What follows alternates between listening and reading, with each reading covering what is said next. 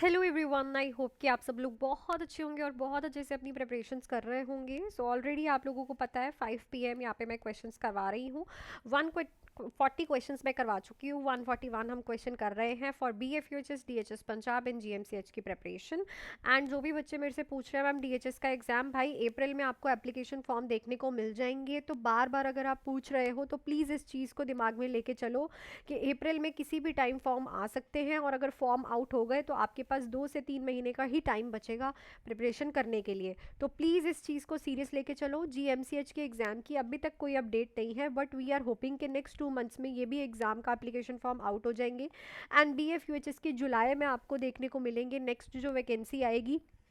अगर कोई भी बच्चा full theory plus MCQs and test series के लिए ज्वाइन करना चाहता है तो आप लोग इस नंबर पे कॉल या फिर मैसेज करके 3 मंथ्स का बैच 2199, 4 मंथ्स का बैच 2499 एंड 6 मंथ्स का बैच 3199 में आज ही ज्वाइन कर सकते हो। टाइम देखो अपना सोच समझ के चलो, ठीक है ना। अगर आप ये कह रहे हो कि मैम ओनली MCQs से प्रैक्टिस हो जाएगी, तो नहीं होगी भाई। अगर आपको लगता है कि आपकी थ्योरी नहीं प्रॉपरली कंप्लीट, तो पहले थ्योरी के नोट्स को कंप्लीट करो, थ्योरी को कंसेप्ट्स थ्योरी को डीपली समझो, उसके बाद ही आप इस कंपटीशन में उतर के सक्सेसफुल हो पाओगे। रही बात 129 पोस्ट की, तो देख लो भाई, ऐसा कुछ भी नहीं है कि जो हमें ऐसा हो कि मैं आपसे छुपा रही हूँ। 129 पोस्ट्स को की जब तक ज्वाइनिंग नहीं होती, और इसकी ज्वाइनिंग होगी ऑब्वियसली, इस पे स्टे है अभी, जब तक वो नहीं हटता तब तक के लिए आप प्लीज़ शांति से बैठ जाओ। आने वाले DHS के लिए आप लोग प्रिपरेशन करो, अपनी तैयारी फुल ऑन रखो प्लीज़। इस सब चक्करों की वजह से आप लोग अपनी स्टडी को मिस मत करो, ठीक है। अगर आपने पेपर क्लियर किया है, मेरे भी बहुत से बच्चे हैं जिन्होंने 129 पोस्ट का पेपर क्लियर किया है, दे आर वेटिंग, ठीक है ना। वो भी वेट कर रहे हैं जब तक प्रॉपरली एक बार अपडेट नहीं आती। अगर तुम्हारा डॉक्यूमेंट वेरिफिकेशन हो गया है, तुम्हारी सिलेक्शन हो चुकी है, तो ऑब्वियसली तुम्हारी ज्वाइनिंग भी होगी। तो डोंट वरी अबाउट इट। और बार बार ये चीज़ें पूछने से आप अपना टाइम वेस्ट ही करते हो बच्चे, ठीक है। मैं एक पूरी वीडियो आप लोगों के लिए कल मॉर्निंग में या शाम पे डालूंगी इस सारी न्यूज़ के बारे में, ताकि आप क्लियरिटी से उस चीज़ को पता कर पाओ, ठीक है। चलो, अब बहुत ज़्यादा टाइम वेस्ट हो गया, हम चलते हैं MCQ यूट्यूब की क्लास पे। पहला ही क्वेश्चन है हमारा, अ nurse is caring for a patient with the chronic pancreatitis which dietary recommendation is appropriate, ठीक है। पेशेंट है, उसकी केयर कर रहे हो, उसे क्रॉनिक पैनक्रेटाइटिस है, कौन सी डेली रिकमेंडेशन डाइट जो है आप इसके लिए रखोगे। पैनक्रियाज की इन्फ्लामेशन है, इन्फ्लेम्ड है पैनक्रियाज, बहुत ही ज़्यादा सीवियर प्रॉब्लम है, बहुत ही ज़्यादा सीवियर पेन होती है पेशेंट को। इसके दो मेन साइंस जो आपको पूछे जाते हैं, एक तो कूलन साइन और एक तो टर्नर साइन, याद रखना ये भी बहुत इंपॉर्टेंट है। इसका कंफर्मेटरी डायग्नोस्टिक टेस्ट होता है सीरम अमाइलेज एंड लाइपेज का एलिवेटेड होना। यहाँ पे आप कौन सा डाइट दोगे, high fat and low carb, low fat high protein, high fibre high fat, low sodium high fluid. It's में हम हमेशा याद रखो low fat and high protein diet देते हैं। हाई प्रोटीन डाइट न्यूट्रिशन को मेंटेन रखती है, लो फैट डाइट जो है पैनक्रियाज की स्टिमुलेशन ना हो इसीलिए ही दी जाती है, क्योंकि ऑलरेडी पैनक्रियाज प्रॉब्लम में है। अगर वो ज़्यादा स्टिम्युलेट होगा तो वो ज़्यादा पेन क्रिएट करेगा और पेशेंट हैंडल नहीं कर पाएगा वो पेन, ठीक है।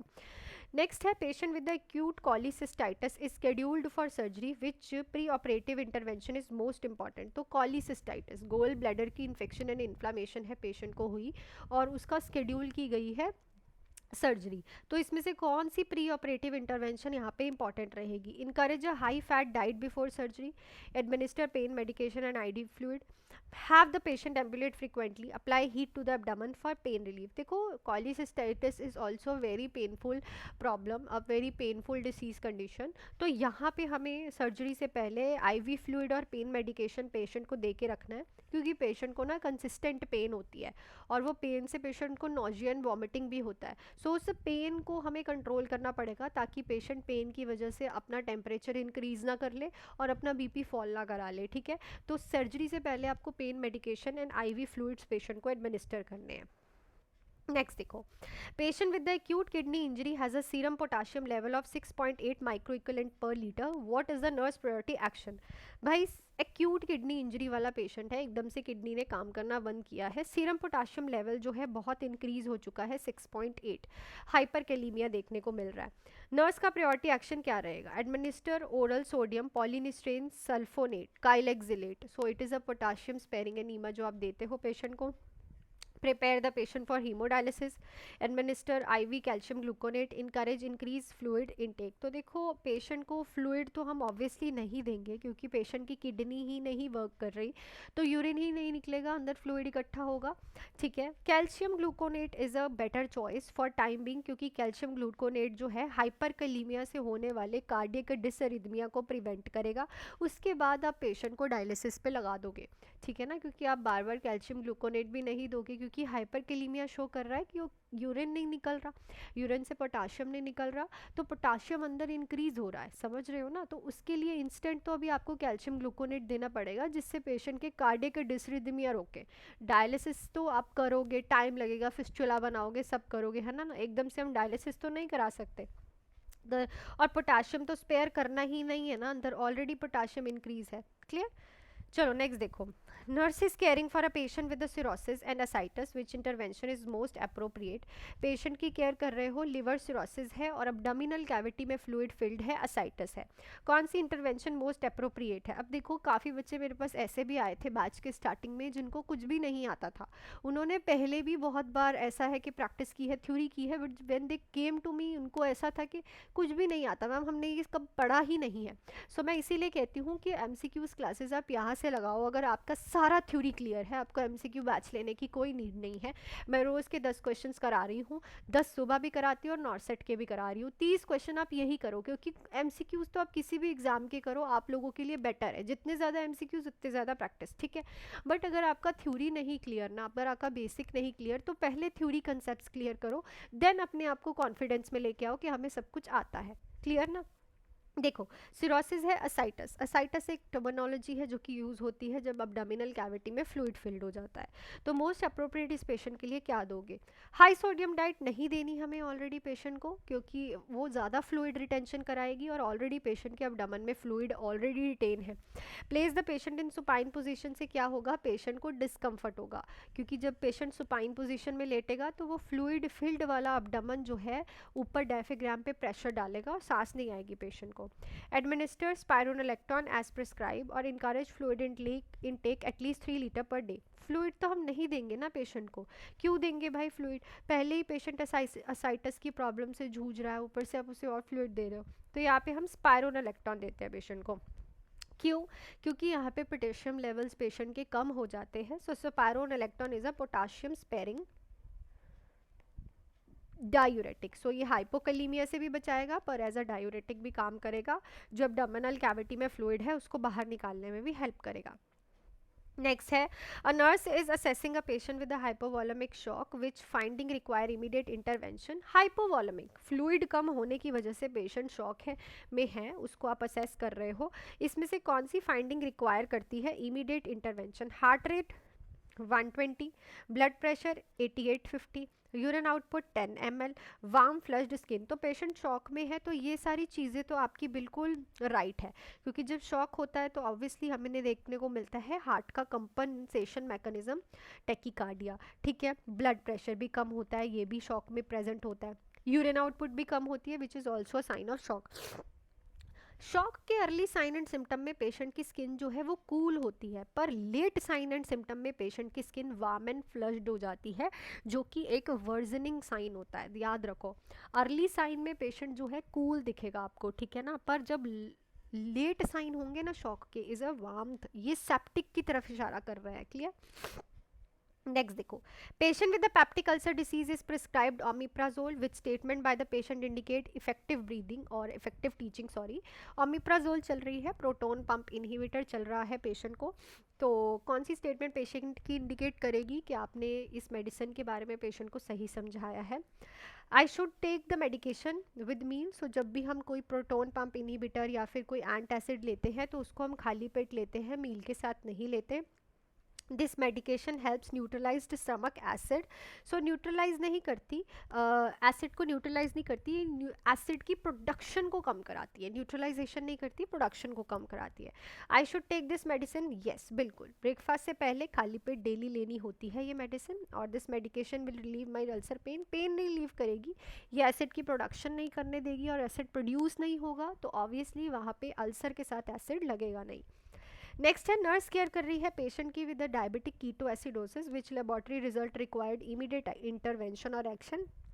डीके वाला पेशेंट है। What is DK?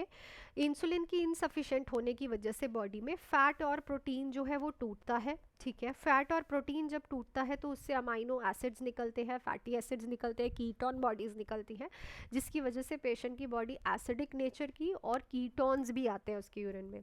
तो blood glucose 350, pH 7.25, serum potassium 2.9, moderate ketones in the urine. तो ये देखो, ये सारे ही जो आपको दिख रहे हैं ना ऑप्शंस, ये सारे ही देखो क्या है, ज़्यादा है, सारे ही खराब है।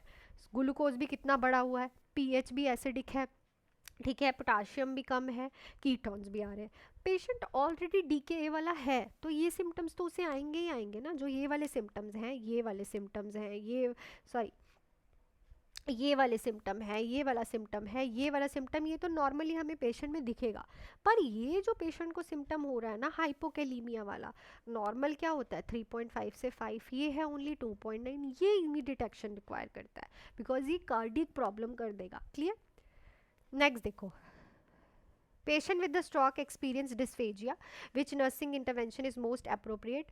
पेशेंट को स्ट्रोक है, ठीक है, स्वेलो नहीं कर पा रहा, तो कौन सी इंटरवेंशन पेशेंट के लिए अप्रोप्रिएट रहेगी? Encourage the patient to drink thin liquid, position the patient in a supine position, offer food that requires minimal chewing, allow the patient to eat quickly to reduce fat। तो obviously जो चीज़ खाने में patient को efforts ना लगे और chew ना हो पाए, क्योंकि इस पेशेंट में एस्पिरेशन के चांसेस होते हैं, तो अगर आप कोई सॉलिड चीज़ दे दोगे पेशेंट च्यू ही नहीं कर पाएगा, उसको एस्पिरेट कर लेगा, तो मिनिमल च्यूइंग वाले ही चीज़ें दो पेशेंट को। नेक्स्ट देखो, a nurse is caring for a patient with a fractured female placed in a skeleton traction which finding required immediate intervention। तो fractured femur है पेशेंट की, ठीक है, और पेशेंट को skeleton traction पे रखा हुआ है। इसमें से क्या चीज़ रिक्वायर करती है immediate intervention? Pain relieved by analgesic site, pin side drainage is with mild redness, one calf large than the other, capillary refill time of 2 seconds in toes। तो भाई अगर एक काफ मसल, आपकी जो लेग की calf muscle है, ठीक है, काफ एरिया है, वो एक का बड़ा है एक का छोटा है, ये डायरेक्टली इशारा करता है डीवीटी की तरफ। देखो एनाल्जेसिक से पेन रिलीफ हो रही है, इट इज़ अ गुड, ठीक है। माइल्ड रेडनेस और पेन साइड से हल्की फुल्की ड्रेनेज देखने को मिलती है, और कैपिलरी रिफिल टाइम नॉर्मल है। क्या चीज़ यहाँ पे नहीं normal? Option number C. Next है, पेशेंट डायग्नोज्ड हुआ है माइस्थेनिया ग्रेविस से, कौन सी इंटरवेंशन अप्रोप्रिएट है प्लान ऑफ केयर में इंक्लूड करने के लिए? Encourage rest before meal, administer pyridostigmine 30 minutes before meal, teach the patient to perform strenuous activity in the evening, encourage high fibre food to prevent constipation. लिख दो भाई comment section में, जल्दी जल्दी से लिख दो अपना आंसर, ठीक है। सो जो मैंने आप लोगों से कल क्वेश्चन पूछा था ये रहा ना, डीप वेन थ्रोम्बोसिस वाले पेशेंट को हैपरिन चल रही है, कौन सी लैब वैल्यू इंपॉर्टेंट है मॉनिटर करना? So it's a APTT. Warfarin चलेगी तो पीटी, हैपरिन चलेगी तो APTT. Very good. So that's it for this video बच्चे। क्वेश्चंस आई थिंक आपको क्लियर हो गए हो, एंड डीएचएस पंजाब के एप्लीकेशन फॉर्म मोस्ट प्रोबेबली अप्रैल के मिड में या फिर एंड में आपको दिख जाएंगे। 3 मंथ्स का टाइम है। डीएचएस पंजाब की वैकेंसी भाई 3 से 4 महीने बाद, 3 से 4 साल बाद सॉरी आ रही है, तो प्लीज़ इसको वेस्ट मत करो। सो बैचेस के लिए अगर आप सेल्फ स्टडी कर रहे हो तो एमसीक्यूज आप मेरे चैनल से कर सकते हो, बहुत एमसीक्यूज है भाई, 10,000 से ज़्यादा एमसीक्यूज है मेरे चैनल पे, ठीक है ना, 10-20 हज़ार से ज़्यादा एमसीक्यूज है। आई थिंक 600 प्लस वीडियोस मैंने डाली हुई हैं एमसीक्यूज की, ठीक है ना। So full theory plus MCQs plus test series. 3 months का बैच है 2199 का, 4 मंथ्स का बैच है 249 का, 6 मंथ्स का बैच है 3199 का। इस नंबर पे कॉल या फिर मैसेज करके आप आज ही ज्वाइन कर सकते हो। बेसिक से full theory plus MCQs and test series आपको अवेलेबल होंगी। और पंजाबी के लिए मेरे ही स्टूडेंट का एक यूट्यूब चैनल स्टार्ट हुआ है, उसकी रिकमेंडेशन मैं आपको ज़रूर दूंगी। उसकी जर्नी वीडियो मैं बहुत ही जल्दी डालने जा रही हूँ, तो उसी में ही उसकी यूट्यूब वीडियो से आप डायरेक्टली पंजाबी का पेपर जो है वो कर सकते हो, ठीक है। So that's it for this video. Next videos में ज़रूर मिलूंगी मैं आप लोगों को, और 5 बजे रेडी रहा करो। Till then do hard work, make your parents proud and all the best.